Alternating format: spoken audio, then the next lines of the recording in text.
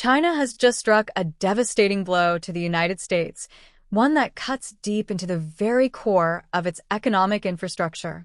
For decades, China has been a key partner, a vital lifeline to American industries, providing everything from critical raw materials to finished products. What once seemed like an unbreakable bond is now being shattered, and the consequences for the U.S. could be far-reaching, leaving the nation vulnerable in ways it has yet to fully grasp. The relationship between the U.S. and China has evolved over decades, with both countries benefiting from a deep economic interdependence.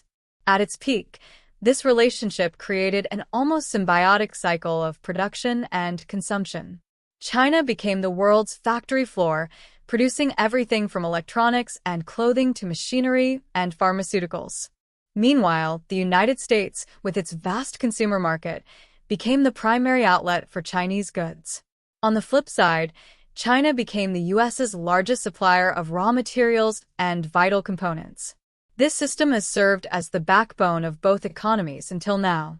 For years, the U.S. has been dependent on China for access to essential materials and products that are integral to its economy. Many of these goods, such as rare earth minerals, are invisible to most consumers, yet they are critical to the functioning of industries across the board. Rare earths are a group of 17 elements crucial to the manufacturing of high-tech products, including electronics, renewable energy technologies, and military equipment. They are used in everything from smartphones to electric vehicles to sophisticated military systems. China has long held a dominant position in the global market for rare earth minerals, controlling over 80% of the world's supply. This dominance gives China significant leverage, and they are now using this power strategically. When China decides to cut off the flow of these rare earths to the United States, it sets off a cascade of problems. U.S. industries that rely on these materials find themselves scrambling to secure alternative sources. For example, the electric vehicle (EV) industry has been a centerpiece of the U.S.'s push for a green energy future. However, without access to rare earths, the production of EV batteries faces enormous challenges. The soaring costs of these materials would drive up the price of EVs, slowing down adoption and potentially delaying the country's transition to clean energy. This has serious implications not just for automakers, but also for the broader goal of reducing carbon emissions in the U.S. Beyond the EV industry, the impact on national security could be equally devastating. Rare earths are essential components in the production of advanced military technologies, from radar systems to fighter jets.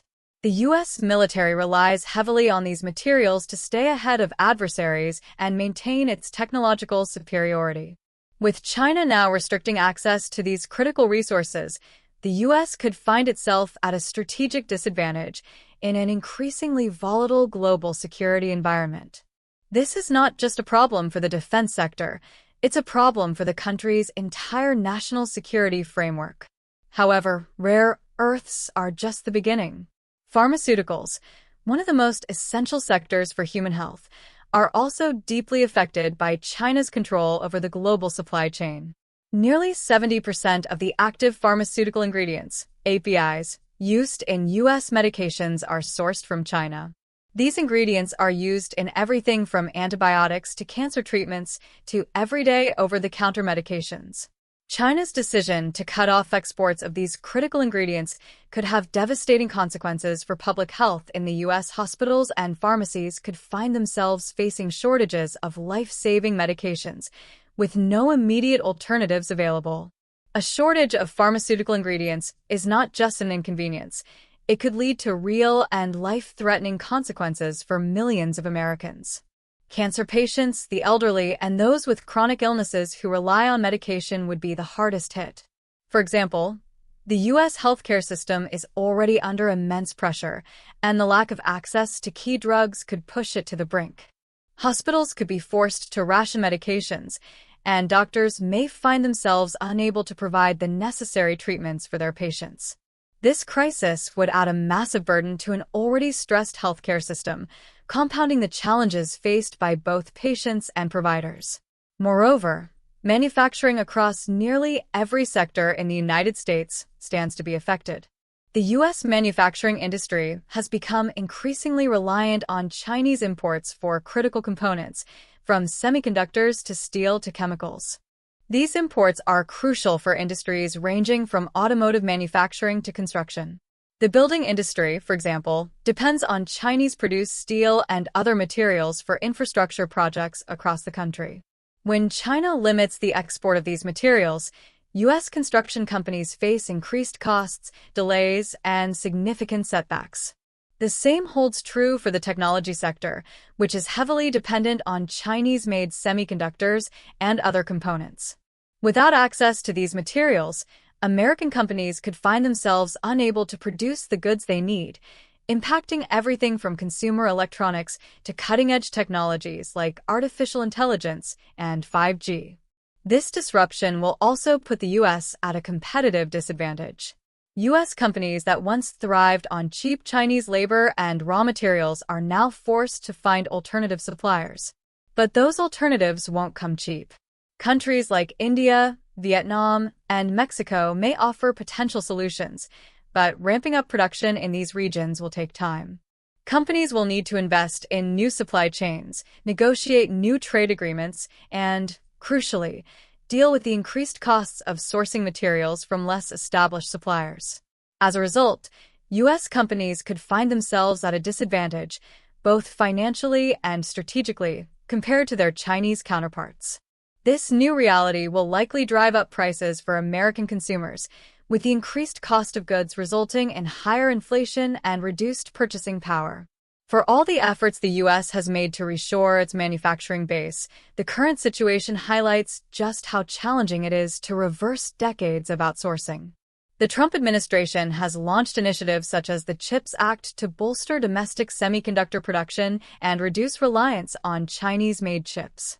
However, these efforts are still in their infancy, and the scale of the challenge remains enormous. Rebuilding American manufacturing capabilities won't happen overnight. It requires significant investment, a skilled workforce, and time to establish reliable supply chains that don't depend on China. As the U.S. attempts to navigate this new world order, it faces a series of difficult choices. Self-sufficiency in critical industries such as semiconductors and pharmaceuticals is more important than ever before. The U.S. must find ways to reduce its dependence on China, even if it means making significant sacrifices in the short term. This could involve creating more resilient supply chains, diversifying sources of materials, and exploring partnerships with other nations.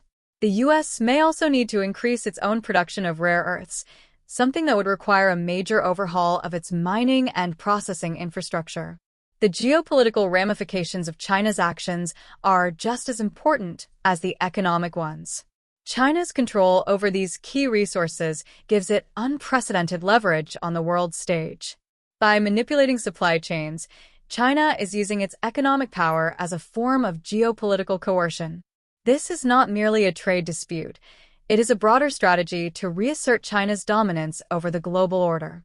As China continues to use its control over vital resources to exert pressure on other countries, the U.S. will have to respond strategically, both in terms of foreign policy and economic defense.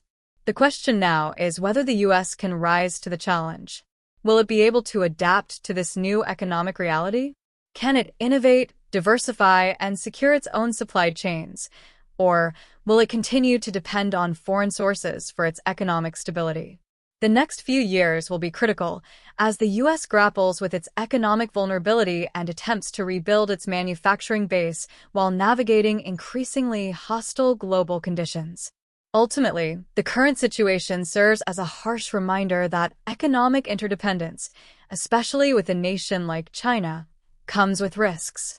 America's over-reliance on China has made it susceptible to the very disruptions we're seeing now. But this could also serve as a turning point. If the U.S. can adjust, innovate, and rebuild its domestic capabilities, it may come out stronger, more self-sufficient, and better prepared for the challenges of the future. But if it fails to act decisively, the repercussions for its economy, industries, and national security could be devastating.